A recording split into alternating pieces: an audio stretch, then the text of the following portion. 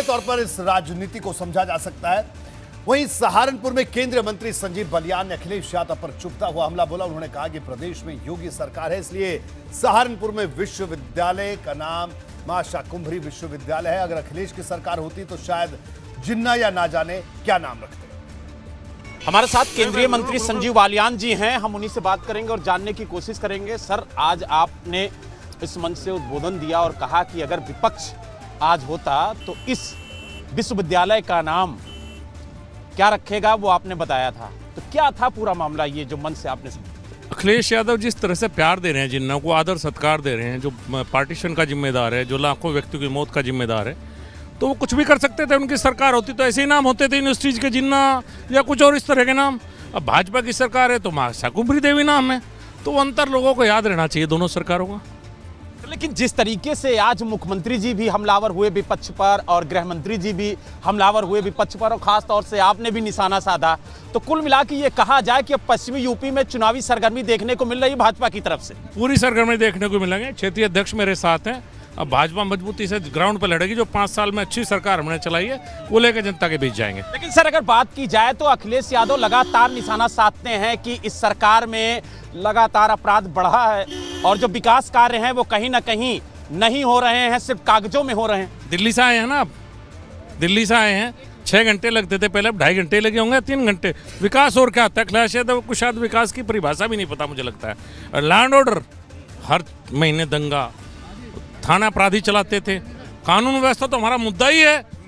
किसी भी से पूछिए, हमारे सबसे बड़े विरोधी से अंतर पूछिए, वो बता देगा आपको अंतर दोनों। यानी आप देख सकते हैं कि हमारे साथ मंत्री जी हैं और लगातार वो विपक्ष पर हमला बोल रहे हैं। उनका कहना है कि विपक्ष सिर्फ कागजों पर और बयानबाजी से काम चलाता है, असल में जमीन पर बीजेपी काम करती है।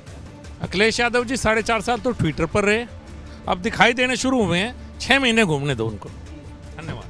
तो आपने देखा हमारे साथ केंद्रीय मंत्री संजीव बालियान जी थे, जिनका साफ तौर से कहना है कि 4.5 साल तक अखिलेश यादव घर में रहे, ट्विटर पर रहे, अब बाहर निकले हैं। अब उनको समझ में आएगा कि जनता किसके साथ है। सहारनपुर से वीडियो जर्नलिस्ट सुनील कुमार के साथ बलराम पांडे, एबीपी गंगा। तो अभिज्ञान प्रकाश हमारे साथ लगातार जुड़े हुए नेशनल अफेयर एक्सपर्ट अभिज्ञान संजीव बालियान को भी आपने सुना। पश्चिम उत्तर प्रदेश से आते हैं, भारत सरकार में मंत्री हैं और बड़े नेता है भारतीय जनता पार्टी के वेस्टर्न यूपी के। जब उनसे विश्वविद्यालय पर सवाल किया गया तो उन्होंने भी वही ट्रैक पकड़ा, क्योंकि उन्होंने कहा कि अगर अखिलेश यादव होते तो इस विश्वविद्यालय का नाम मां शाकुंभरी देवी नहीं, जिन्ना या किसी और के नाम पर होता। यानी बार बार जो अपनी पिच पर लाने की कोशिश भारतीय जनता पार्टी कर रही है इस पूरे चुनाव को, वेस्टर्न यूपी नहीं पूरे उत्तर प्रदेश में। और उस पिच पर अगर तमाम विपक्षी पार्टियां आ गई तो उस पिच पर शायद उनके लिए खेलना चुनौती होगा। देखिए, मैं संजीव जी को बहुत अरसे से जानता हूँ, बड़े नेता है वो पश्चिमी उत्तर प्रदेश के, इसमें कोई दो राय नहीं है। जहाँ तक ये बीजेपी का अपनी पिच पर लाने वाला प्रश्न है, अगर पश्चिम बंगाल का आखिरी चुनाव आप देख लीजिए, वहाँ पर भी खूब बीजेपी ने कोशिश की अपनी पिच पर लाने के लिए। अंत में नतीजा क्या हुआ? तो सवाल बीजेपी की अपनी पिच पर लाने का नहीं है, सवाल बेसिकली मूलतः ये है कि बीजेपी की पिच ही यही है। ये आपको समझना पड़ेगा। तो ऐसा नहीं है कि बीजेपी कोई नई बात करने लगती है या अपनी पिच पर लाने लगती है। बीजेपी की पिच ही यही है। आप अगर उसको देखिए, उसकी सफलता का आकलन करिए पश्चिमी उत्तर प्रदेश में, तो जितना उसके हक में ध्रुवीकरण होगा उतना बीजेपी को लाभ होगा, क्योंकि ये बीजेपी की पारंपरिक पिच है। इस तरह की और जो बातें अखिलेश यादव करते हैं वो उनकी भी पारंपरिक पिच है। तो ऐसा नहीं कि कोई एक दूसरे को अपनी पिच पर लाने की कोशिश कर रहा है।